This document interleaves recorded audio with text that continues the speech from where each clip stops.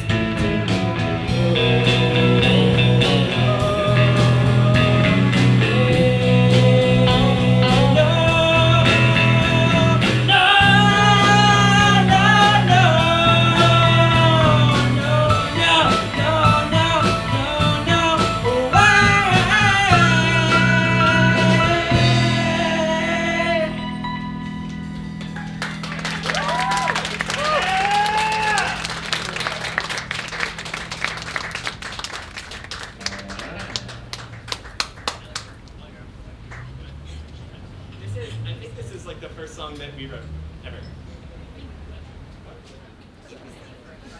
Steel cage, cold nights. Watch the light rise and fall across the floors. You spent the hours pacing. I spent them watching.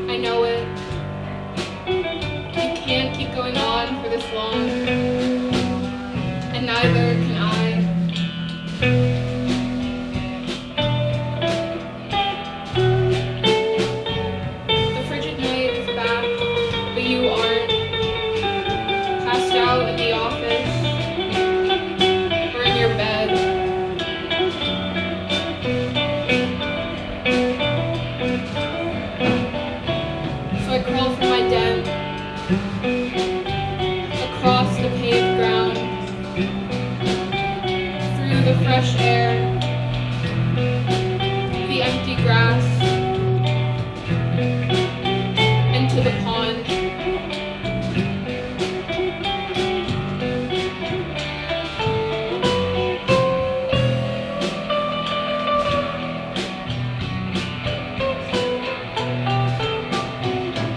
I sink into the cool water. Let the night engulf me, and I am free for the first time.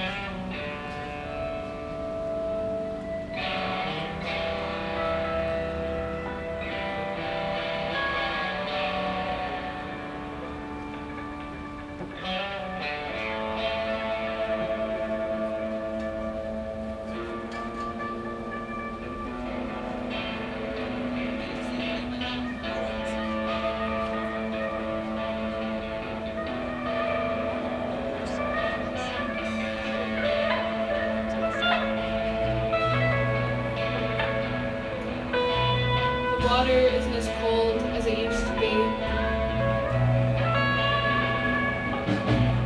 The night doesn't feel as long.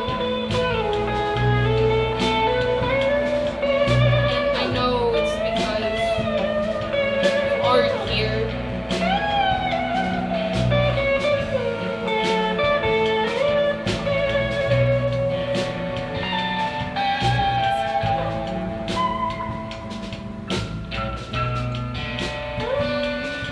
You're still locked in a cage, still trapped and scared, stuck in an endless day.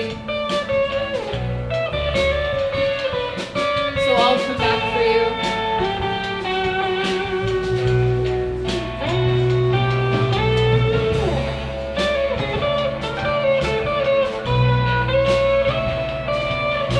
I wait until the sun has fallen, and I emerge in the darkness to trek the wet earth.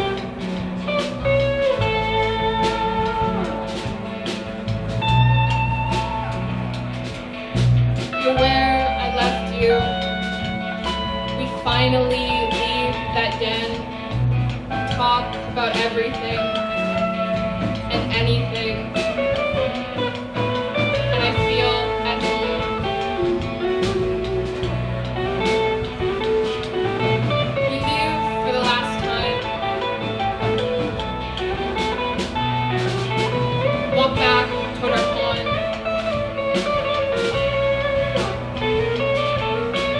Finally, and truly,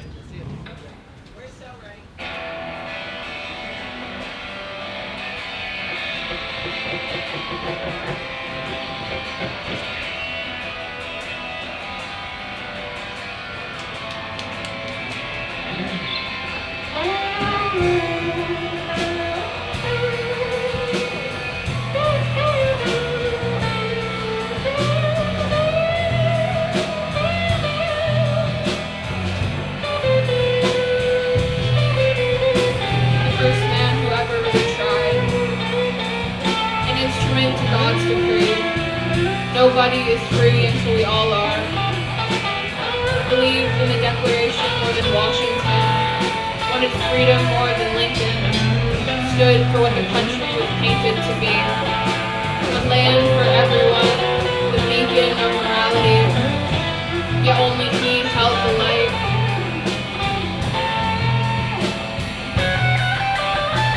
He believed his life a sacred obligation, one death and a futile attempt to make up for millions.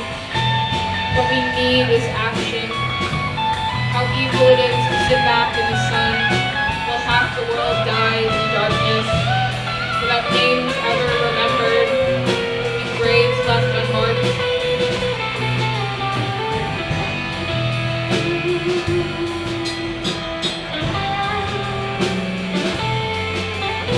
He delivered the death blow to the American public, a crack in the dam, an outpouring to drown the whole world, Noah's Ark to new life, a martyr and a hero.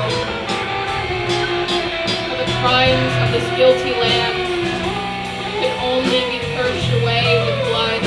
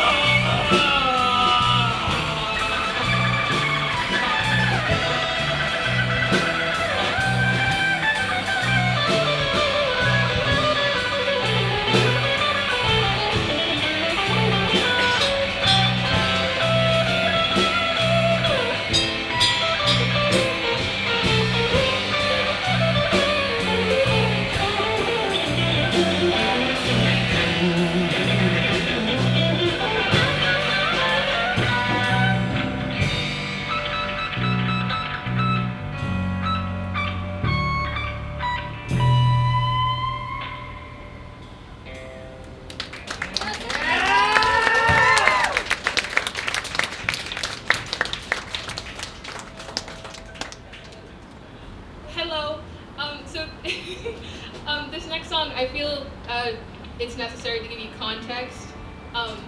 I took AP US history in 11th grade, and I was not handling it very well. And because of that, I had a lot of stress dreams that were mildly crazy. And I wrote one about the best stress dream I had, about my teacher and the titular character.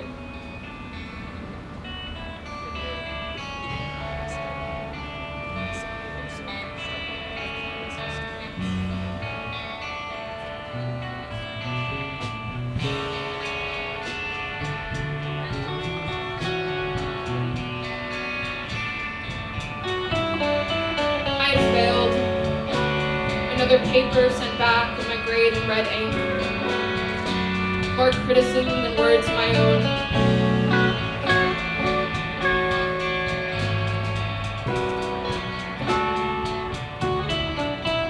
Grades dropped, respect lost, and my punishment set to begin. She drove me down the winding roads, with stretches of countryside and farmland, until I no longer knew if I'd ever make it home again, if I even deserved to. I thought I knew you better than this, she told me. I thought you had more in you. I thought you were better than this.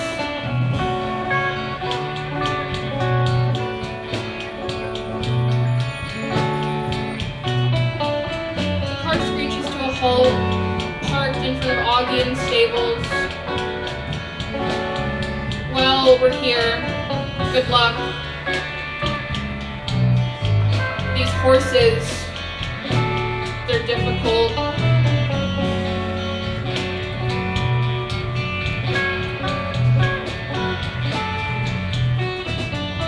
She speeds off and I'm alone. The option to walk back and never show my face again. Spend an afternoon with the horses. So I chose the latter. I walked into the old barn, faced with an older man in overalls. Tells me to find a stable and get to cleaning.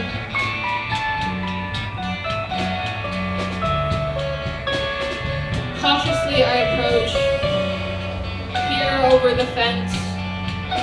And there he lies, a horse the length of a grown anaconda, tiny legs that stick out like a folding chair, height of a small dog. The long horse, long horse, long horse.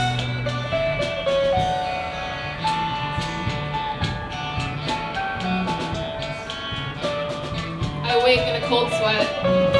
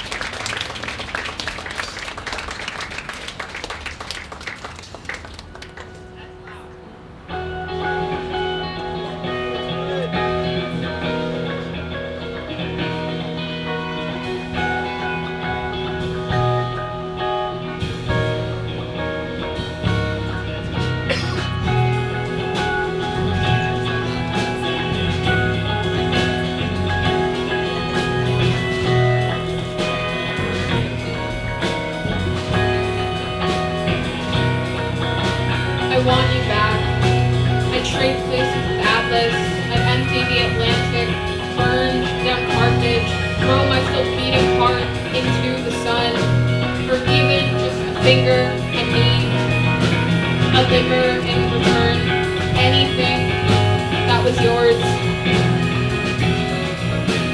And maybe that was enough for my prayers to be answered. I saw you from across the river, this time still breathing, stood there like a deer, so afraid any movement would scare you. You clawed your way through the tides as we were back together, the only thing I dreamed of. What I would have sold my blood for, because what was the point of it without a heart? But I didn't think you'd be this cold. I didn't think your smile would be this crooked. I wanted you back, I really did. This just doesn't feel like you. Your eyes don't shine like the stars, more like buzzing motel lights. Our hands don't fit. You sit there and watch me cry.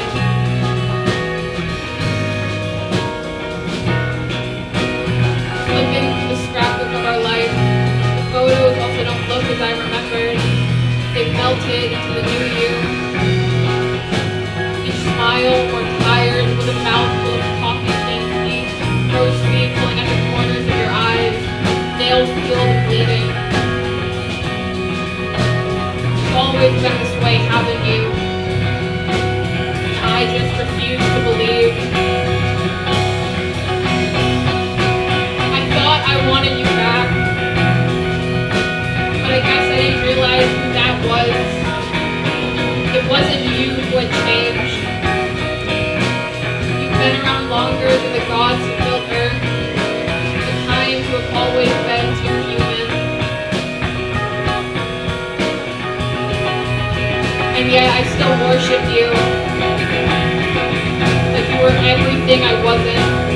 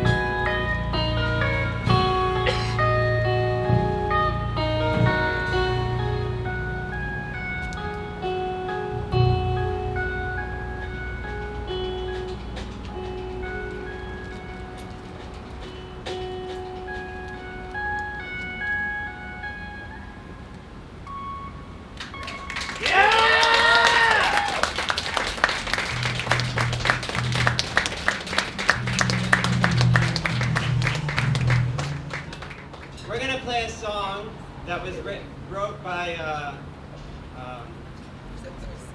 King Missile, or also known as other names. I was trying to remember Quest for Fire as well.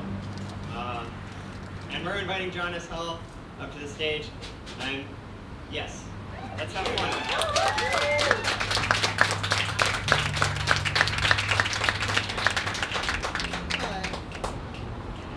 I very rarely have performed this live, but all of the things I did earlier I had never performed live either because they were new.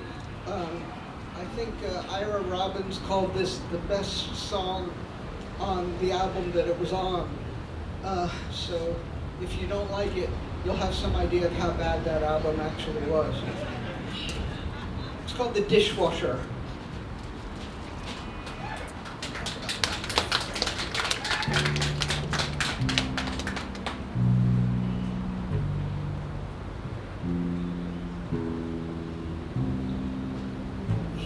Late 30s, maybe mid-30s, tall, maybe 6 feet. I saw him in the Guatemalan clothing place. He was thin and hungry. They sold jewelry there too. I noticed some bracelets with Sanskrit writing on them. I think the woman behind the counter looked like she was an Indian, not American Indian, Indian. She had a weird smile on her face as I walked in. I was looking at the bracelets. He said he was looking for work. He said, I applied for work as a dishwasher, as a dishwasher, as a dishwasher. over at the hotel. I'll find out tomorrow. But if they don't, there's 6 other places looking for dishwashers. She's smiling at him, and I'm realizing now, hours later, she didn't know him. He says, "See ya," and leaves, and I'm still looking at stuff. She looks real nervous. She's not Indian, she's light-skinned, maybe, I don't know, but she didn't speak English very well. So he says, "See ya," and I'm looking at stuff, and I'm realizing now, hours later, she didn't know him. She was just going along with him, and he obviously wasn't a customer either, because he said he was looking for work. He applied for work as a dishwasher, Dishwasher, they don't make a lot of money. Something was going on. He was desperate. Maybe he went in there to try to sell something, but no, I think he was trying to distract her so he could maybe take something. He was thin and hungry and desperate. I mean, he obviously wasn't a customer, but I didn't figure it out until later. After the movie, I'm walking back in my head and I'm playing the scene back in my head in the store. He looked late 30s, maybe mid-30s, maybe 6 feet in the Guatemalan clothing place. They sold bracelets with Sanskrit writing on them. The woman behind the counter looked like she didn't speak English very well. I should have done something. I should have realized. I should have paid attention. I should have been awake. He told her he was looking for work as a dishwasher. I didn't really get a good look at him. He looked like a dishwasher. I believed him, but now I think he was lying. I think he took something. She seemed real nervous. I should have done something. I didn't know. I wish I had done something. I didn't know. Is she all right? Do you think did she identify him? If she's dead now, how did you get my name? I don't know any dishwashers. No, I never was in Vietnam. She definitely wasn't Vietnamese. Is she dead? Do you think he looked late 30s? I think he stole something. Do you think he killed her?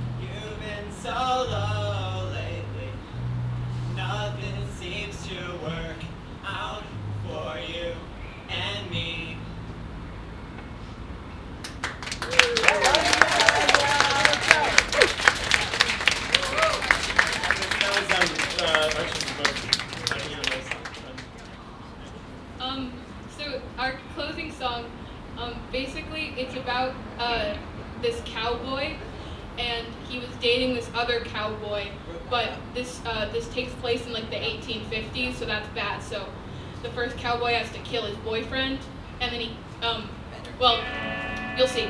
And then they meet each other again, and it's very sweet, and they're no longer cowboys.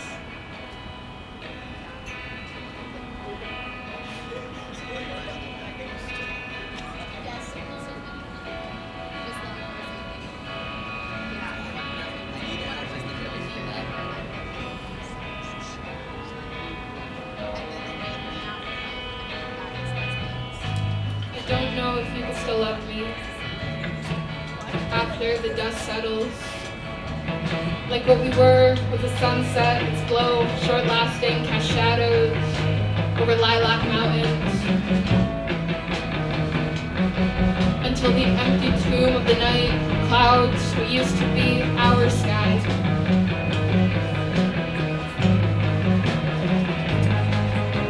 It's not like I wanted to do this. I'd rather every evening was spent with you over an open fire, cheering over clank glasses, and laughter that could have been us.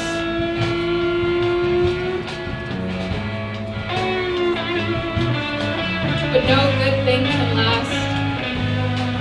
Not in a town like this, where the skulls of bison still lay, and the ghosts won't haunt.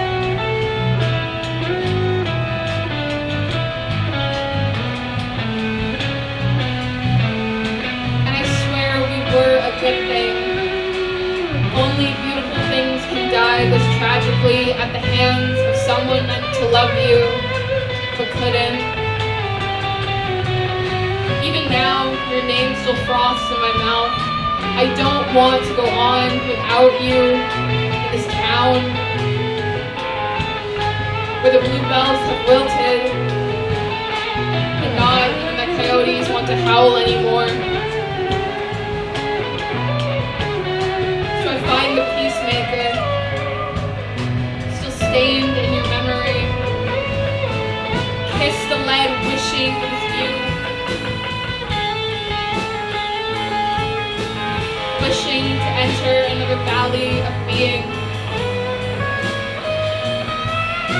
One only full of sunrises. And a love that never has to end.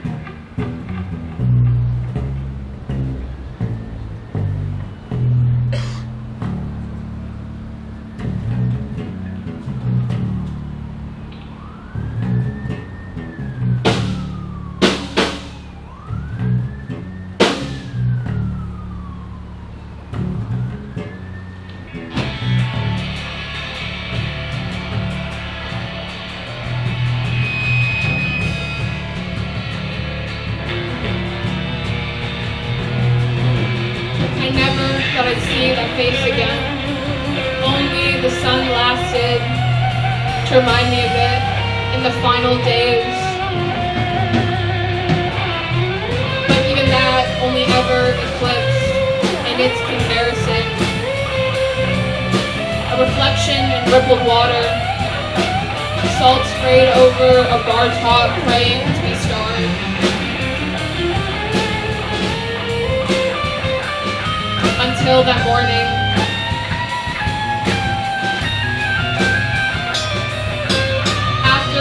blood was gone, and the bodies lay to rest. I woke in a valley of bloomed yellow bells, under an open sky. You there in all of your glory.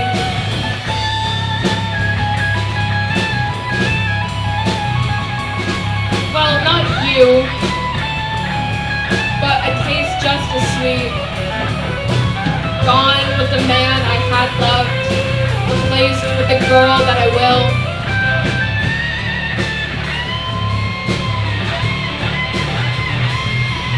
This is not what I meant. All those nights when I cried, begging something holier than I to make us into something we would never be. So maybe the world would be softer. But we both changed. And maybe the world still couldn't handle us.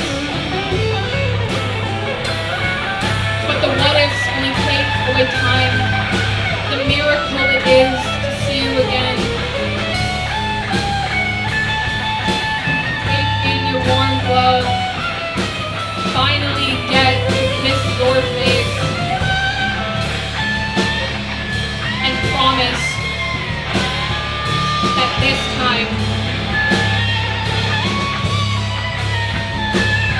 we'll get to laugh.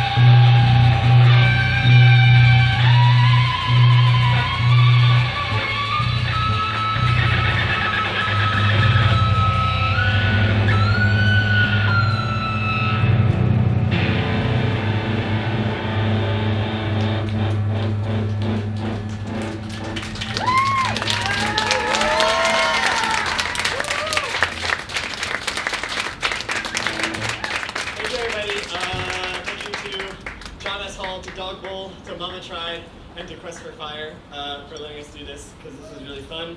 Thank you to all of our friends who are here. Thank you to Anne, who got her friends to come here. Thank you to my parents who drove my friends here. Thank you to, who else? Everybody. Everyone. I love everybody, all the time. We're on Instagram and Bandcamp, and we're trying to get it together to record some music, but we'll see. Yeah. Thank you. Quest for Fire's on next. Woo!